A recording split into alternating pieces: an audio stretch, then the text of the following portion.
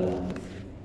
Allahumma salli wa sallim wa barik ala Sayyidina Muhammadin wa ala alihi wa sahbihi wa zurriyatihi ajma'in, amma ba'du. Rabbi shrah li sadri wa yassir li amri wahlul 'uqdatam min lisani yafqahu qawli. Rabbi zidna ilma warzuqna fahma wa alhiqna bis-shalihin. Rabbana la ilma lana illa ma 'allamtana innaka antal alimul hakim wa tub 'alaina innaka antat tawwabur rahim. Ya hadirun ittaqullaha haqqa tuqatih wa la tamutunna illa wa antum muslimun. Qala Allah Ta'ala fil Qur'anil Karim, bismillahirrahmanirrahim. Yarfa'illahu alladhina amanu minkum walladhina utul ilma darajat al-ayat. Qala Nabi sallallahu alaihi wasallam, man kharaja fi baitihi li tariqil ilmi fa huwa fi sabilillah hatta yarji. Sadaqallahul azim. Puji dan syukur mari bersama kita panjatkan kepada Allah Subhanahu wa taala. Alhamdulillah, pada kesempatan malam ini kita kembali diberikan kemudahan oleh Allah untuk dapat melangkahkan kita menuju tempat ini dalam rangka menjalankan rangkaian kewajiban kita, yakni melaksanakan salat berjamaah. Kemudian kita lanjutkan dengan bacaan tahlil, tahmid, zikir, sholawat, dan kita lanjutkan dengan taklim, yang mudah-mudahan apa yang kita lakukan menjadi sarana untuk memperbaiki pribadi kita yang tidak menjadi baik, yang sudah baik mudah-mudahan bertambah-tambah kebaikan. Salawat dan salam mari kita sampaikan dan turunkan kepada Nabi kita Muhammad sallallahu alaihi wasallam wa alihi wasallam. Ya, sama-sama kita hormati tua beserta jajaran daripada mushola Baitur Rahman.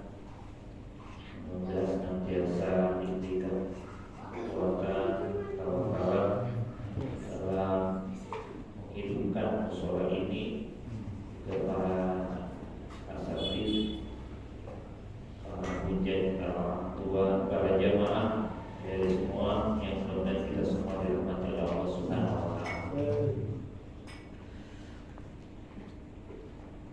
Di dalam hitungan tahun itu ada yang disebut dengan Qamariyah, ada juga Syamsiyah. Perhitungan tahun dalam Hijriyah disebut dihitungnya dari peredaran bulan. Sementara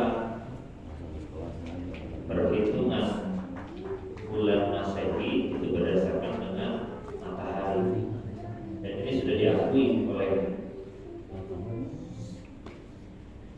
ahlinya, baik secara ilmu falakiyah, astronomi, juga Al-Quran pun mengakui demikian. Dan ini Allah sampaikan di dalam surat Al-Kahfi, surat yang ke-18 ayat yang ke-25, yang mana Allah menceritakan tentang para ashabul kahfi yang tertidur di dalam goa selama berapa tahun? Walabisu fi kahfihim salasa mi'atin sinina wazdadu tis'a. Dan dia mereka semua di kahfihim salasa mi'atin sinina 300 tahun, wazdadu dan ditambah tis'a kepada 9 tahun. Nah, ini ada dua hitungan. Yang pertama 300 tahun ditambah 9 tahun. Para ulama tafsir menyatakan bahwa yang 300 tahun ini berdasarkan hitungan Syamsiyah, sementara yang 9 tahun berdasarkan hitungan Qamariyah. Jadi memang diakui dalam Al-Quran pun demikian. Jadi perhitungan tahun itu ada 2, ada yang Hijriyah, ada yang Masehi. Ada berdasarkan perputaran bulan, bumi muterin bulan dan bumi muterin matahari. Kadang-kadang kita terdapat perbedaan dalam itu. Tanggal pun berbeda, baik Hijriyah maupun Masehi. Nah, yang ingin saya sampaikan adalah bahwa kita baru saja masuk sudah tahun Hijriyah, tahun baru Hijriyah. Pergantian tahun dalam Islam dan dalam Al-Quran ini bukan hanya sekedar pergantian yang perputaran saja, tidak. Namun di dalam Al-Quran banyak Allah menyatakan dan bersumpah demi waktu, wal asri, kemudian wal fajri, wal syamsi wal duhaha, wal duha, wal laili idza saja, dan masih banyak ayat-ayat yang mana menjelaskan tentang waktu. Dan di situ wawunya waw qasam, waw sumpah. Allah bersumpah dengan waktu. Artinya betapa luar biasanya waktu di pandangan Allah, di pandangan Al-Quran, dan pandangan Islam. Artinya apa? Perputaran waktu, pergantian tahun bukan hanya hal biasa yang pindah dari tahun ke tahun, bukan. Tapi di dalamnya mengandung makna yang luar biasa, yang kalau kita baca dalam tafsirnya tentang apa? Tentang sumpah Allah demi waktu itu sangat luar biasa. Sehingga jangan sampai Allah itu masih tahu, jangan sampai pergantian tahun, pergantian waktu itu berlalu sia-sia tanpa ada peningkatan apapun. Jadi pergantian tahun itu mengingatkan kita tentang bahwa setiap kita secara hitungan memang bertambah usia kita, namun pada hakikatnya usia kita semakin berkurang. Kalau usia semakin berkurang, berarti semakin dekat sama apa, Pak? Sama kematian. Kalau udah dekat sama mati, kudunya teh ngapain? Sehingga Nabi menyindir orang yang cerdas itu orang yang banyak ingat apa? Kematian dan mempersiapkan diri untuk menghadapi kematian. Itu orang cerdas. Sampai Nabi bilang kayak gitu. Artinya kalau udah tua masih belajar aja. Kalau kata aki-aki kemarin saya di jamaah, ini membuat tunang katanya, bocah tua nakal.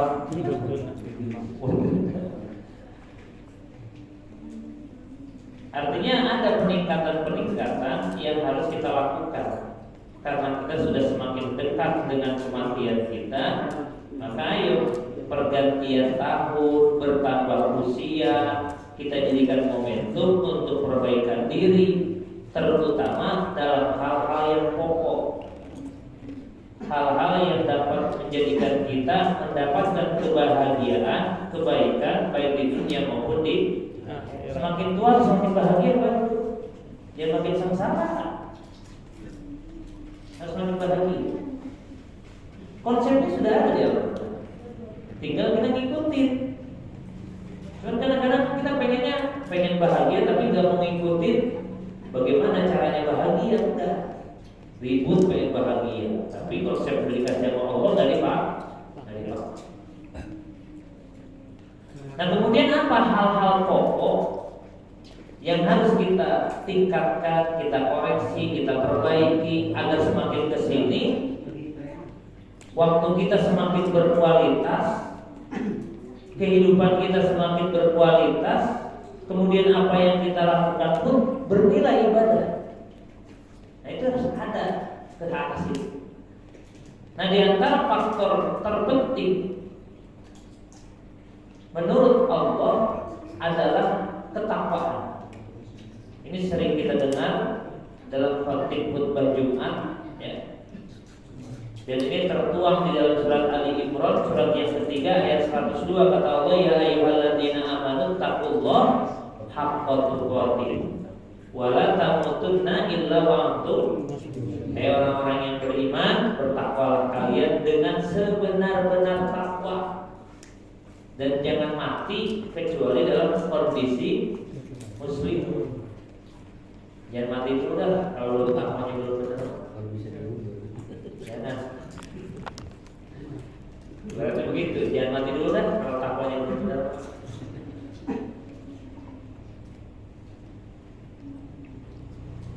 Nah, kemudian takwa yang benar itu yang mana? Rasulullah SAW, hadis yang diriwayatkan oleh Ibnu Mas'ud, kata Rasul, yang dimaksud dengan haqqul tuqatihi adalah hendaknya Allah itu ditaati, tidak dimaksiati. Hendaklah Allah itu diingat dan tidak dilupakan. Hendaklah disyukuri dan tidak dikufuri. Itu haqqul tuqatih yang dimaksud dalam hadis yang diriwayatkan oleh Ibnu Mas'ud. Sehingga beliau menyimpulkan bahwa takwa itu satu, al-khaufu bil jalil, takut sama Allah bil jalil. Jalil itu Allah, jal jalali wal ikram. Kenapa? Karena kalau orang udah takut pasti nurut. Benar ya, Pak? Iya. Kenapa itu kerja nggak berani terlambat? Jawabannya apa? Takut dia baik.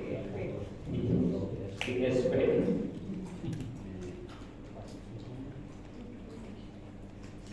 Ini nggak berani bolos sekolah, takut diomelin, ya. Mana kalau udah takut, kelar semuanya. Serius, takut. Jadi takwa itu takut sama Allah. Satu. Orang kalau udah takut sama Allah, orang kalau udah takut apapun yang disuruh pasti dilaksanakan. Orang takut, kata kantor masuk jam 7, masuk belum jam 7 udah datang. Kata kantor begini, aturannya diikuti karena takut.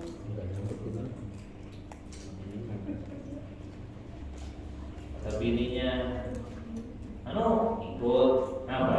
Takut.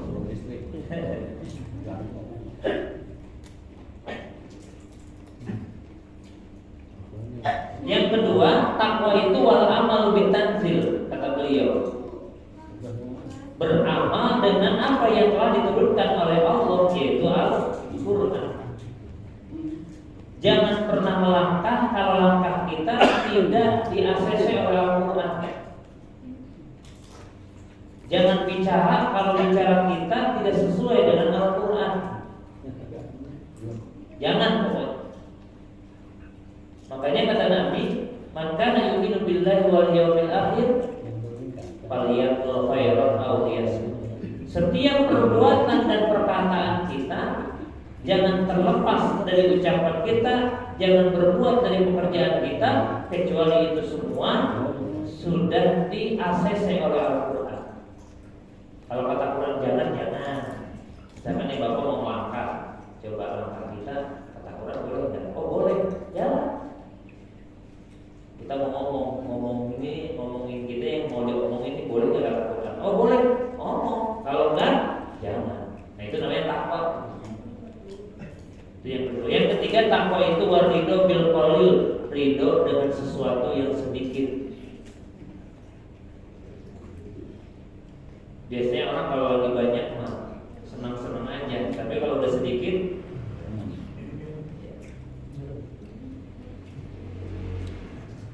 ekonomi lagi sempit, kondisi keuangan lagi favorit. Itu kadang-kadang kita nggak terima. Gini amat sih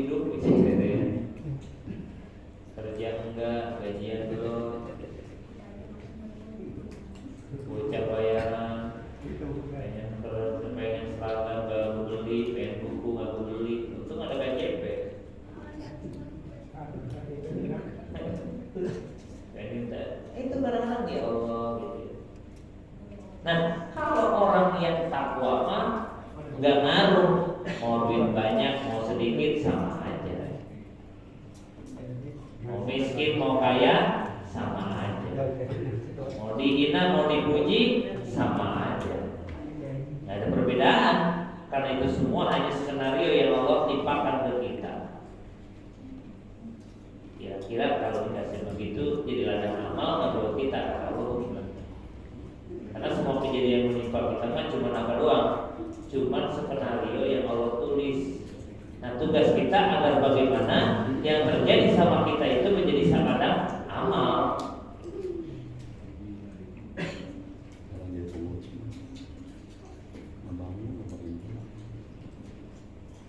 Dan yang terakhir, takwa itu kata para sahabat wal istidadul yaumir rahil, dan mempersiapkan diri pada hari apa? Pada hari nanti bertemu dengan Allah Subhanahu wa taala. Itu takwa. Satu takwa itu adalah takut kepada Allah, beramal sesuai dengan konsep Al-Qur'an, ridho dengan sesuatu yang sedikit, dan banyak mempersiapkan diri untuk bekal menghadap kepada Allah Subhanahu wa taala.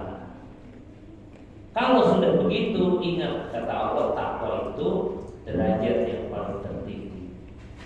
Gak ada lagi apa jabatan yang tinggi kecuali takwa. Di dalam surat Al-Hujurat ayat 13 Allah sampaikan, inna akramakum indallahi atqakum. Sesungguhnya yang paling mulia di antara kalian adalah orang yang paling bertakwa di antara kalian. Nah itu yang disebut dengan haqqatu qati kata Allah. Bertakwalah dengan sebenar-benarnya. Nah tadi takwa itu begitu. Dan takwa adalah derajat yang paling tertinggi di hadapan Allah, yang akan menjadikan kita bahagia di dunia juga bahagia di akhirat. Karena ketika kita belum mendapatkan kebahagiaan, penuh dengan kekecewaan dalam hidup kita atau dalam sebagian kehidupan kita masih banyak kekecewaan, maka ayo evaluasi nilai takwa kita di hadapan Allah. Kalau belum bahagia, pasti ada yang tidak baik dalam ketakwaan kita kepada Allah. Maka perbaiki hari ini, perbaiki tahun ini agar ke depan pribadi kita menjadi pribadi yang lebih baik, sehingga mendapatkan kehidupan yang lebih baik. Nah kemudian Allah mencantumkan tentang ciri-ciri orang yang bertakwa. Siapa orang bertakwa itu? Yang tentu kalau kita kriteria ini belum ada dalam diri kita, maka harus terus kita cari, kita perbaiki agar kita termasuk orang-orang yang bertakwa kepada Allah. Ini Allah sampaikan di surat 3 ayat 133 sampai 135. Kata Allah, wasari'u ila maghfiratin min rabbikum, dan bersegeralah kalian menuju ampunan Allah, wa jannatin arduha samawati wal ardh, dan mendapatkan surga yang luasnya seluas langit dan bumi. Bersegeralah menuju ampunan Allah yang memiliki surga seluas langit dan bumi, dan uiddatul muttaqin, itu semua diperuntukkan bagi mereka orang yang bertakwa. Siapa dia? Pertama, alladzina yunfikuna fis sarra'i wad dharra. Jadi orang bertakwa itu adalah orang-orang yang gemar menginfakkan hartanya fis sarra, baik dalam keadaan gembira, kaya, lapang, wad dharra, ataupun dalam keadaan sempit, miskin. Dia selalu gemar menginfakkan hartanya. Keadaan yang menimpa dirinya tidak berpengaruh, terutama yang wajib, yaitu zakat. Nih kalau kita punya penghasilan, ya lupa zakatnya. Cuman zakatnya satu harus nisab, yang kedua haul syaratnya. Nisab sampai batasan, kan ada ukuran-ukurannya ya. Yang kedua harus 1 tahun dihitungnya. Nah keluarkan berapa persen? 2,5% penghasilan. Kan zakat nanti macam-macam, ada zakat harta, ada zakat dagangan, ada zakat binatang ternak, macam-macam, ada zakat tumbuh-tumbuhan. macam-macam zakat itu. Nah, di antara zakat penghasilan mah yaitu 2,5%. Maka kalau kita punya penghasilan sampai nisabnya, maka keluarkan 2,5% dari apa yang kita miliki. Supaya berkah harta yang kita miliki. Kalau saya nggak nisab gimana? Maka ganti dengan yang sunnah, yaitu sedekah. Sedekah makan berapa aja bebas. Dia nggak nunggu nisab, nggak nunggu haul. Khawatirnya kita nungguin zakat nggak ada nisab, akhirnya nggak zakat. Sedekah keluarkan.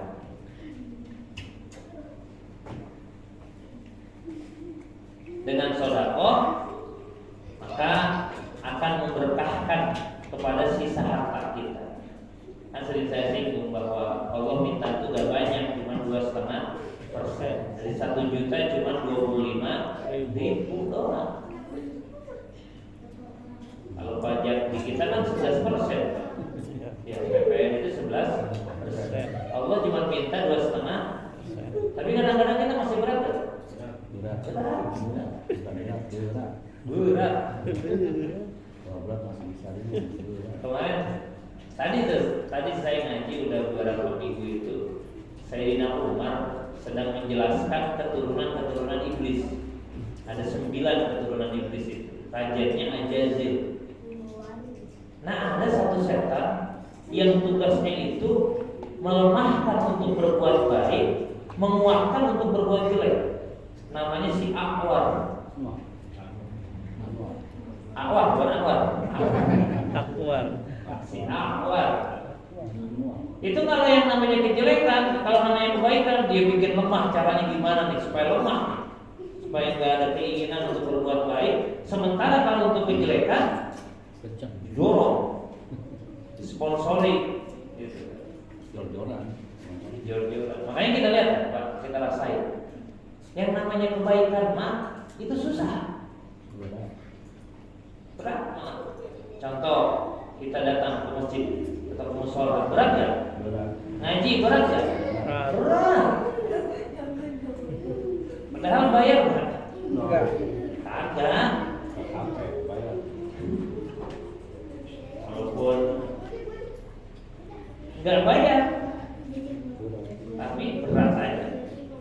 Padahal sama Nabi diapain? Dikasih motivasi. Barang siapa yang keluar dari rumahnya, setiap langkahnya akan dibalas oleh Allah 10 kebaikan. Setiap langkahnya tuh. Bapak melangkah dari rumah berapa langkah? Hitung. 1 langkah dibalas dengan 10 kebaikan. Lalu nilai keluar dari rumah untuk ngaji, fisabilillah. Sedang berjihad di jalan Allah. Duduknya berbicara ilmu, itu kan zikir. Bukan duduk dengan dengerin, zikir sama dengan zikir.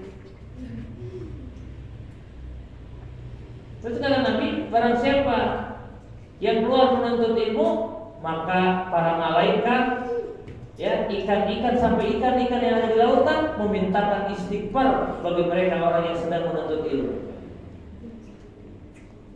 Sampai dia kembali ke rumahnya masih udah nggak bayar, pahalanya gede, masih berat. Hese, coba giliran jalan-jalan, bayar bego. Bahkan sekarang sedang tren lari pagi. Ada public figure lari pagi ke London, naik kapal, naik pesawatnya berapa duit? Iya, Masya Allah. Tahu bapak jadi, ke puncak ayo kita.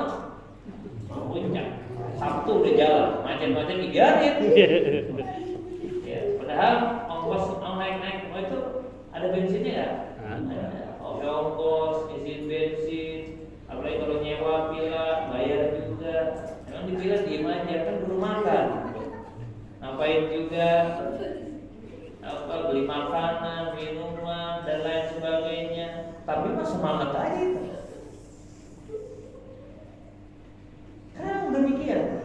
Hal-hal yang baik itu walaupun gratis gak bayar berat, tapi giliran apa? Hal-hal yang kurang manfaat lah yang yang sifatnya bukan akhirat, manfaatnya pasti ada.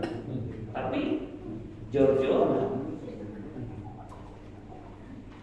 Nah kalau buat sodako berat, benar nggak? Coba kalau buat ngituin hobi kita, mohon maaf misalnya mancing aja, beli empatnya kayak empatnya buat biskuit, telur, ya istrinya di rumah makan ikan teri kayak, lah buat mancing mah, telur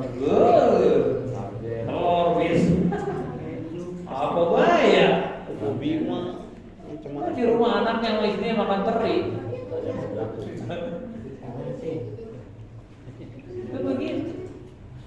Padahal orang yang sedekah ambil istri ke anak pahalanya gede benar. Luar biasa. Tapi berat. Tapi kalau buat hobi, buat nafsu kita, buat keinginan kita, jangankan ratusan ribu, jutaan juga diapain? Dijabani. Enggak peduli pokoknya. Yang penting keinginan tercapai berapapun itu. Kalau untuk zakat, untuk sedekah, untuk berbuat baik, padahal untuk diri kita, untuk kepentingan nanti di akhirat. Kenapa? Karena nanti ketika kita bertemu kepada Allah pada hari itu layan mau malu balaban, nggak ada lagi manfaat harta dan anak, nggak ada. Kecuali harta yang diinfakkan dan anak yang soleh.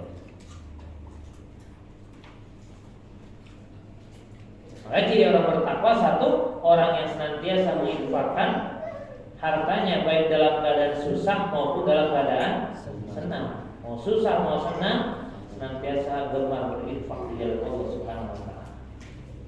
Lagian Pak, harta yang kita infakkan itu buat siapa?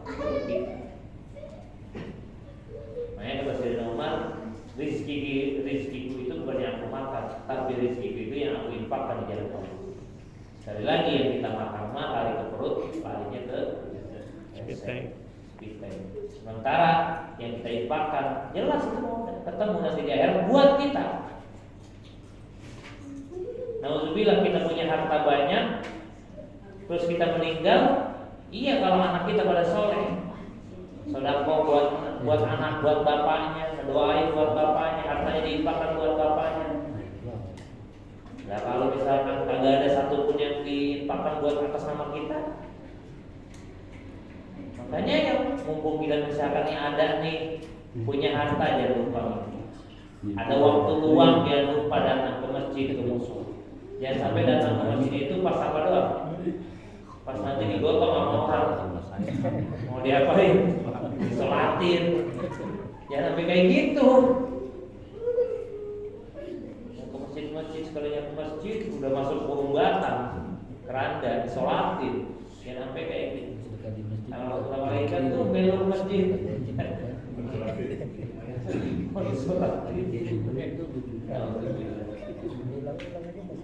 maka saya mumpung ada waktu, mumpung ada kesempatan, masih sehat, ayo ya rajin berinfak karena itu buat kita, bukan buat orang lain, buat jalan kita menghadap kepada Allah, bukan untuk orang. Nah yang punya harta, kita punya kendaraan pakai buat apa? Buat datang ke tempat-tempat pengajian, hal-hal yang manfaat. Punya motor, ayo kencangin, biar kencang tuh datang ke masjidnya. Nah, jalan malas naik motor atau ke masjid, jangan sampai ya motor ada datang masih aja usah motor. Itu satu. Yang kedua, ciri orang yang bertakwa itu apa? Wal kadhimina al-ghaidha, yaitu orang-orang yang menahan amarahnya. Di antara ciri orang bertakwa, dia mampu menahan amarahnya. Ini kita kadang-kadang kan kalau dikuasai amarah, ngambek di rumah, di jalanan, di tempat kerja, melihat sesuatu yang tidak mengenakan, ngambek gitu ya. Nah, ciri orang bertakwa mah dia selalu menahan amarah. Dalam tafsirnya dijelaskan walaupun dia mampu untuk melawan orang itu. Kita menemukan hal-hal yang membuat kita marah, bisa kita ngalahin dia, tapi apa? Tahan aja. kita jengkel banget sama istri, tahan, sabarin. Karena saya punya guru bilang satu-satunya nyari pahala gratis itu sabar. Makanya kalau istri marah, sabar. Pahala gratis.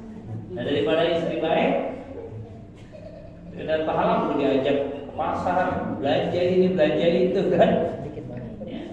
Kalau dia marah kita sabar, pahala gratis loh ya, tidak perlu bayar. Itu ngajak dia kemana-mana.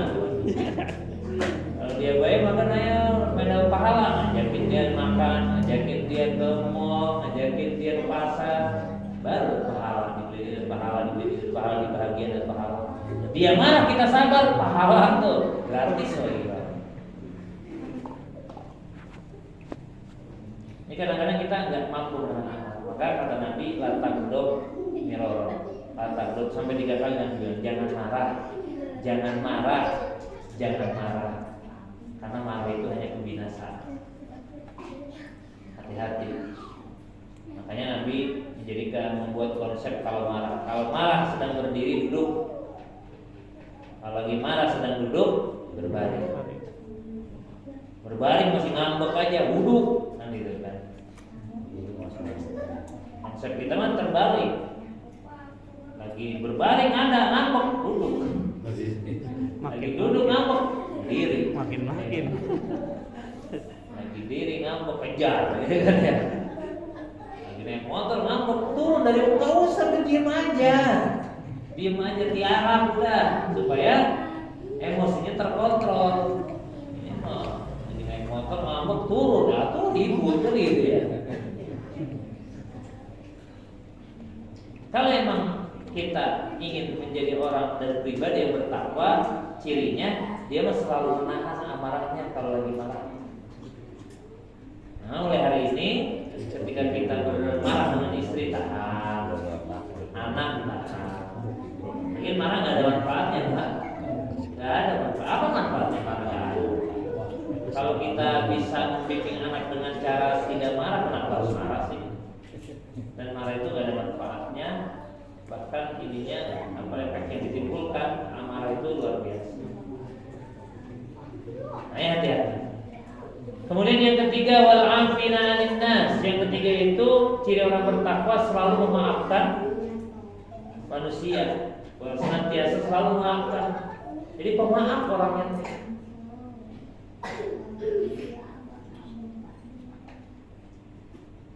Memaafkan itu kan paling susah. Kenapa? Karena memaafkan itu biasanya korban.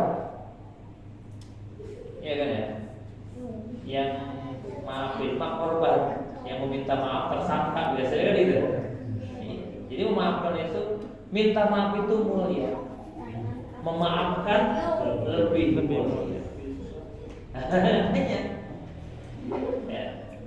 Makanya tentu setiap orang punya yang namanya salah, dan ada orang juga yang bersalah kepada kita. Maka ketika mereka minta maaf, segera maafkan, karena itu ciri orang bertakwa. Lihat Nabi mau dibunuh, minta maaf, dimaafin. Suraqah bin Malik ketika Nabi hijrah, barang siapa yang mendapatkan kepala Muhammad akan aku berikan 100 onta. Dan antara jeger orang Quraisy namanya Suraqah. Dia kejar, dia itu pandai mencari jejak. Jadi jejak orang-orang itu ketahuan, tahu dia kemana perginya. Tahu dia Nabi Muhammad perginya kemana, dicek, kejar. Ketika jaraknya udah tinggal 1 meter lagi, pedang diangkatkan ingin membunuh Nabi, tiba-tiba kudanya terperosok atas izin Allah, menggabras kemana? Ke padang pasir. Nyungsep dia jatuh, tersungkur. Gak bisa apa lagi, gak bisa bangkit lagi. Kata Nabi, apa? Suraqah kenapa? Tahu nih saya tiba-tiba nyungsep begini nih. Udah Nabi tahu dia mau membunuh beliau. Udah sekarang pulang, jangan lanjutkan perjalanan, pulang kembali. Ya Rasul, saya balik. Sudah Nabi dimaafkan mah, bangkit lagi kudanya, kejar lagi Nabi. sampai 3 kali terjadi demikian, pulang dia kapok. Itu sampai demikian.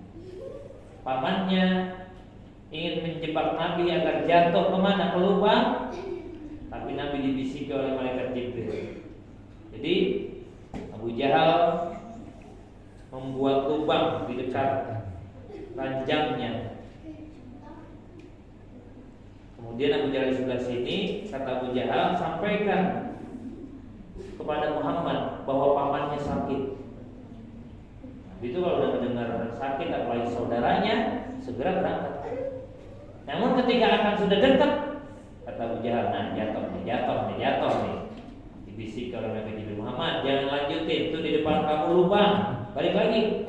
Akhirnya Nabi balik lagi. Kata Abu Jahal, Muhammad mau kemana? Udah sedikit lagi nih, kamu nggak mau ngelawan pamanku yang sakit? Enggak, balik lagi. Akhirnya dikejar sama Abu Jahal. Dia nggak sadar bahwa di depan ranjangnya ada lubang yang dia gali sendiri. Akhirnya yang jatuh siapa? Abu Jahal. Nggak ada yang bisa ngangkat tuh dari lubang Abu Jahal itu. Nggak ada yang bisa ngangkat Abu Jahal, ada di dalam. Sampai kata Abu Jahal, udah panggil Muhammad, ini pekerjaan dia nih. Sihir ini mah nih, hanya dia pasti yang bisa ngangkat. Benar, Nabi Muhammad disuruh, ya Rasul, ya Muhammad, pamanmu jatuh ke lubang, minta ditolongin. Kali Nabi apa? Nggak mau, padahal tahu itu jebakan buat siapa? Buat beliau. Balik lagi Nabi Muhammad, diambil tangan Abu Jahal, naik ke atas selamat. Itu sampai begitu, mau memaafkan musuh-musuhnya yang akan mencelakai beliau. Kalau kita mah, model kita bukan bodo amat doang, syukurin. Walat sih yang mau wali nih. Jangan suka begitu sama orang soleh nih. Tahu, walat lu sama gua. Nah, gitu kan begitu. Makanya kalau hari ini kehidupan kita masih penuh dengan kekecewaan, kebingung, kesusah, wajar. Karena derajat takwa belum hadir dalam diri kita. Pribadi kita belum sampai ke arah situ. Makanya pergantian tahun Hijriah ini, ayo kita introspeksi diri, kita perbaiki diri, ya, jadikan pribadi kita seperti ini nih, gemar berinfak, menahan amarah, selalu memaafkan orang-orang yang punya salah. Karena kata Allah, wallahu yuhibbul muhsinin, Allah sangat cinta sekali kepada orang-orang yang berbuat baik. Silakan nama Bapak dibaca sajalah di ayat selanjutnya. Itu silakan di rumah dibaca di ayat 135-nya. Itu di antara ciri-ciri lagi orang-orang yang bertakwa. Mudah-mudahan sedikit yang saya sampaikan. Saya mengajak kepada pribadi saya, sama saya juga sedang berupaya, berusaha. Ayo bareng-bareng kita upayakan agar bagaimana, ingat usia tahun berganti, usia bertambah, kematian semakin dekat, maka nggak ada lain kecuali perbaikan, karena kita menghadap kepada Allah. Dan ingat, alam kubur itu adalah yang menentukan bahagia dan tidaknya kita di alam-alam selanjutnya. Dan ingat, dunia ini majru'atul akhirah, tempat mencari bekal untuk masuk ke negeri akhirat. Maka jangan sia-siakan waktu yang kita lalui ini.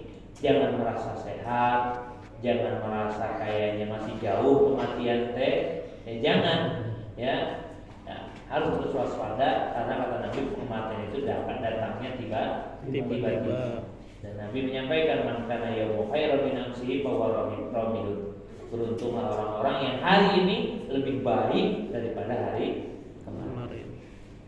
Sampai sini barangkali ada yang mau ditanyakan berkaitan dengan apa-apa yang saya sampaikan. Barangkali silakan.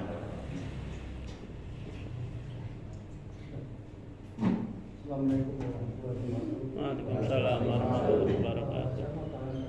Saya sebagai orang kerja ya, itu kalau pekerjaan sistemnya kita borong, kita mendapatkan keuntungan misalnya 100 juta, terus kita harus mengeluarkan 25%. Itu setiap pekerjaan atau selama 1 tahun? Untuk jangka, ya, untuk jangka itu hitungannya haul ya, haul Iya, haul. Ketemu setahun. Jadi kalau kita hitung selama setahun modalnya berapa, nanti kalau di akhir tahun ada keuntungan, nah itu yang kita hitung terus sama saya. Adapun misalkan belum nyampe setahun udah untung gede, itu belum wajib karena baru nisab, mungkin nisabnya udah, cuma belum haul. Ini agama lain murah-murahkan tuh begitu. Jadi walaupun sudah nisab nih, udah waktunya zakat nih, hitungannya udah sampai batasan zakat, tapi kan belum haul. Kalau usaha mah haul dulu, kalau udah haul, nanti di akhir tahun, misalnya Januari buka usaha, kerja gitu jadi pemborong, gitu ya. Terus, nah nanti sampai mentok Januari lagi. Nah kalau Januari ternyata kita ada keuntungan, terus sampai nisab, maka keluarkan zakatnya. Tapi kalau misalkan belum, maka nggak wajib. Walaupun misalkan nih kita Februari untung, Maret, April, pas Januari besok malah rugi, nggak wajib jangan. Tapi kalau nungguin haul, kita nanti gak zakat, makanya lebih baik ketika kita dapat penghasilan keluarkan. Itu lebih baik. Namun belum wajib loh, gitu karena belum haul. Tapi supaya nanti khawatirnya kita di akhir tahun nanti nggak untung, nanti gak zakat kita. Lebih baik ketika kita memborong terus dapat keuntungan besar, keluarkan aja 2,5%. Ya, gajian juga sama, tapi nggak wajib itu ya, nggak wajib. Tapi kalau ingin mengeluarkan, kan khawatir nanti pas akhir tahun kita nggak sampai, maka udah setiap kita gajian untuk hati-hati keluarkan, setiap gajian keluarkan supaya berkah apa yang kita.